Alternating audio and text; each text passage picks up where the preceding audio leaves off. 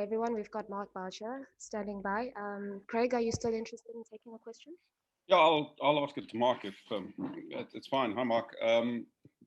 Disappointing. The batting shortcomings, is it a mental thing or a technical thing at this stage, do you think?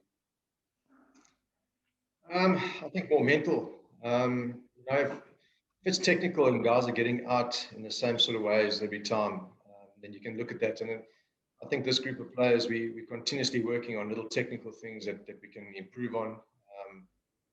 Sometimes you're going to wake up and not everything feels great from a mental perspective. That's when you need your technical side to pull you through. But I think it's more the mental, to be honest with you. I think there's a lot of scars from past tours to subcontinent. I've seen the guys who have had a couple of technical issues in the past, a guy like Aiden come through and just mentally get through it, spend a bit of time at the crease and fight his way through it. And I mean, he showed with what he can do out there today, scoring unbelievable 100 in tough conditions on day 5. So I'd say it's more a mental than anything else. And if I could just quickly follow up on that, how do you correct it when you've got no test cricket to come? I mean, that's a big challenge for you. There are always to correct it. We keep talking about the mental side of batting and mental application. We just seem to, the big moments when we really need to drive home an advantage, when we start getting some sort of partnership, we seem to find ways to get out. Look at the first innings where Temba and Vian really looked like the game was getting easier and they were building up on a partnership. We get a run out. I mean, it's just stupid ways of finding ways to get out in really important moments in the game that, from a batting perspective, has just really cost us. In the first test, 2 run-outs in the first innings in your top 6 batting. It's always going to put you under pressure. Kanyisa followed by Telford and Khalid. Please note, 1 question per person. Good afternoon, Mark. Hard luck with the result. The senior batsmen being Quinton, Dean, and Faf only put together 81 runs in the entire test match. How disappointing is that? That the senior batsmen failed to rock up? Yeah, it is disappointing. I suppose if you want to have a chance of winning a test series in foreign conditions, no matter where you are, you need your senior players who have been in those sort of conditions before. I know no one's been to Pakistan, but it's sort of a subcontinent mindset, albeit a little bit different to India and Sri Lankan conditions. They should sort of know what to expect. So you need your senior players to stand up. Unfortunately, it didn't happen this series. Maybe I perform. I don't know. I can't really put my finger on it at the moment, but I certainly do know that if you're going to win a series away from home, you do need some senior players to stand up and perform. And unfortunately, it didn't happen. Telford. How's it, Mark? Bad luck. Batting collapses are nothing new for any team. They're part of cricket. Do you remember in your playing days, how you managed to get a team out of a batting collapse or a string of batting collapses? What was the key to fixing them in the past? Well, I don't know. To be honest with you, I mean, we never really had like major batting collapses. I think it's also due to the fact that we had quite a few all-rounders within the side.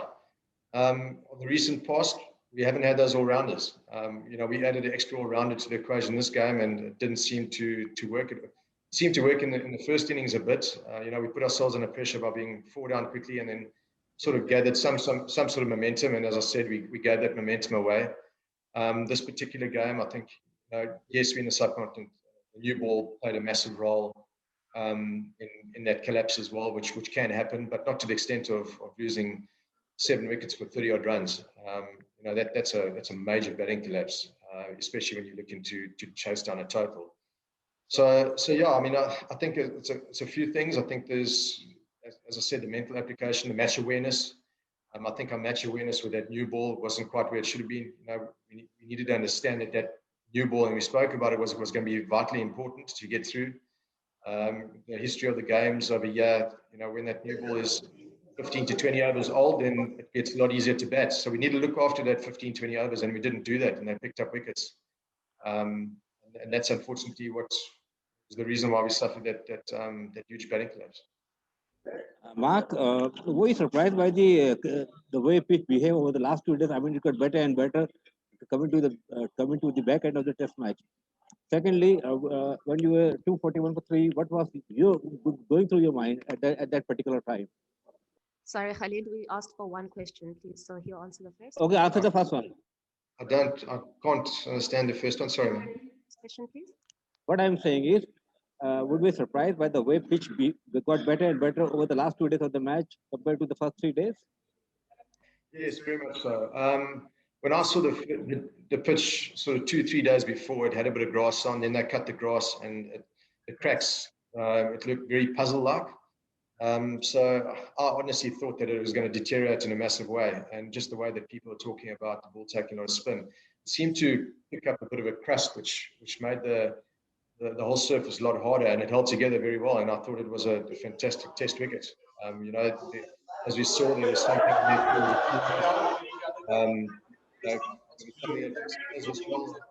and if you applied yourself mentally with the bat, then you could score runs, as Aiden showed in the last day. So I thought it was a good wicket that held together a lot better than I thought it would. Last questions, guys. Is going to be Shafiq, Ken, Fidos, and final question with Tyron. Hi, Mark. You didn't have chalk colors here on this tour. Who actually worked with the batsman with regards to technical issues? I know Justin Ontong played as a test batsman, yourself, obviously, and Enoch Inkwe was a first-class all-rounder. So who worked with batsmen on technical issues? Well, a couple of us. I'd say I worked with guys technically. Ontes, he takes quite a few of the batters as well, and we haven't got a batting coach at the moment, specific batting coach. So myself and Ontes and even Enoch at certain times will have a look at the guys and see how we can help. Yeah. Ken. Mark, one of the senior batsmen that you were talking about is obviously the captain. Do you feel the captaincy has actually negatively affected Quinny's batting? Difficult one to answer. If he'd scored runs, he wouldn't be answering me this.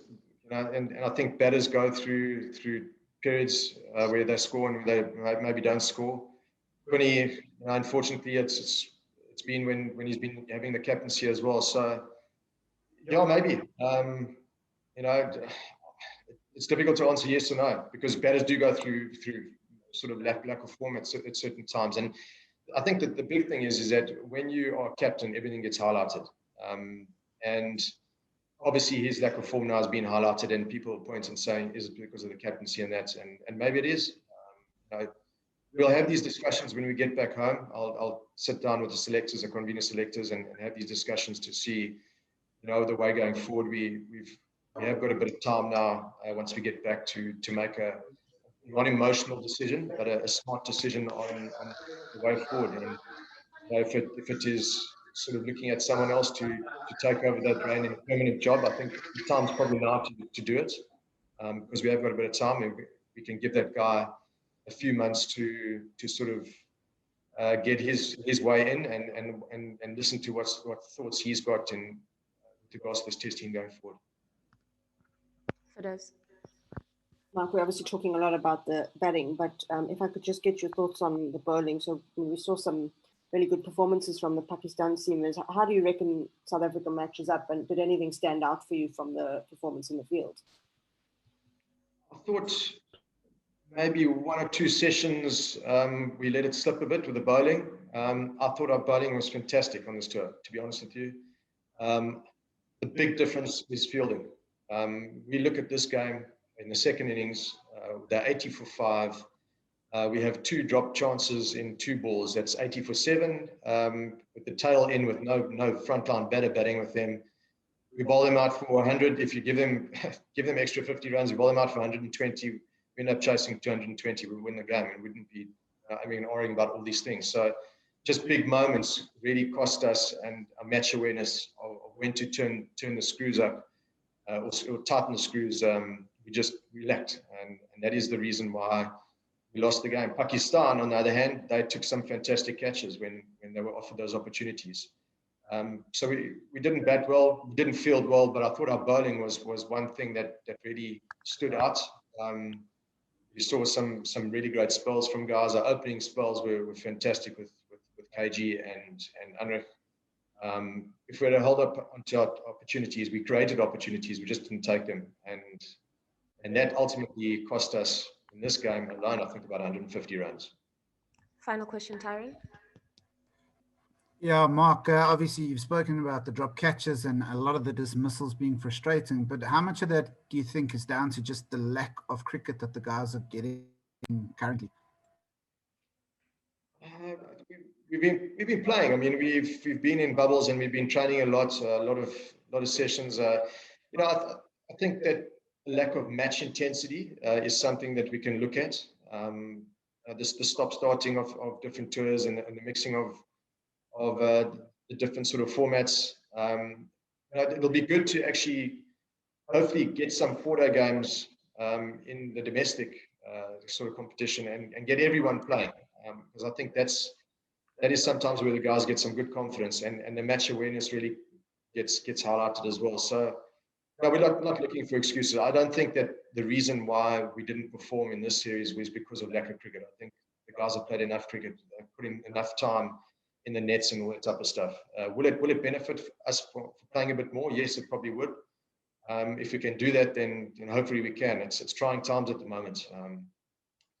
Hopefully we can get back to some sort of normality and get the guys playing more cricket, because I think it will benefit them in the future.